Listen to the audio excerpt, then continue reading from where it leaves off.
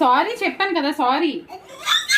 నువ్వు దారిలో పెడితే మరి తొక్కేసాను, నేను చూడలేదని చెప్తాను కదరా. మీ అమ్మ నేను చూసుకోకుండా తొక్కాను. నేను ఎవడ పెట్టమన్నాను దారిలో మరి? సరే ఏం చేయమంటావు? మీ అమ్మని కొట్టనా? దారిలో ఎందుకు పెట్టావు? సరే చూడు